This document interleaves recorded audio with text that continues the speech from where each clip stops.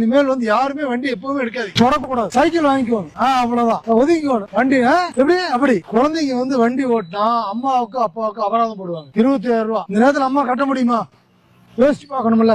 ஏதோ ஒரு நேரத்துல யாரோ ஒருத்தர், எத்தனை வண்டி போகுது இந்த இடத்துல, யாரோ ஒருத்தர் தட்டிட்டா எந்த விதமான காப்பீடும் கிடைக்காது. அதெல்லாம் நீ அவங்களுக்கு ஏதாவது ஆச்சுன்னா அவங்களுக்கு உங்க அம்மா அப்பா தான் செலவு பண்ணணும். அப்படி யோசிக்கணும். என்ன செய்யணும்? வண்டியை தொடக்கூட கூடாது, பார்த்து தொடச்சி வச்சுக்கலாம். வண்டி ஓட்டக்கூடாது. 18 வயசு முடிஞ்சதுக்கு அப்புறம் ஓட்டு எடுத்துட்டு வண்டி ஓட்டுங்க. குழந்தைங்கள்ட்ட வண்டியை கொடுக்காதீங்க, எச்சரிக்கையா இருக்கு. காப்பீடு எந்த விதமான காப்பீடும் கிடைக்காது. அதை முதல்ல சிந்திச்சு பாத்துக்குங்க. எதிராளி வண்டிக்கு ஏதாவது ஆச்சுன்னா உங்களுடைய கை காசு தான் போட்டு செலவு பண்ணி அவங்களுக்கு முடிச்சு கொடுக்கும். கவனமோட இருங்க, கரியோட இருங்க, விழிப்புணர்வோட இருக்கு. வாய்ப்பாடு வச்சு நல்லா படிங்க. இதுல வாய்ப்பாடு மட்டும் இல்ல, நிறைய விஷயங்கள் இருக்கு. இதுல கணிதம் எல்லாமே இருக்குது. படிச்சு வாழ்க்கையில முன்னுக்கு வரணும், நல்ல பெரிய ஆளா வரணும். நிறைய வண்டி வாங்குங்க, நிறைய தொழில் பண்ணுங்க, நிறைய சொல்லிக் கொடுங்க. இந்த வயசுல மட்டும் வண்டி ஓட்டாதீங்க. படிப்புல முழு கவனம் செலுத்துங்க.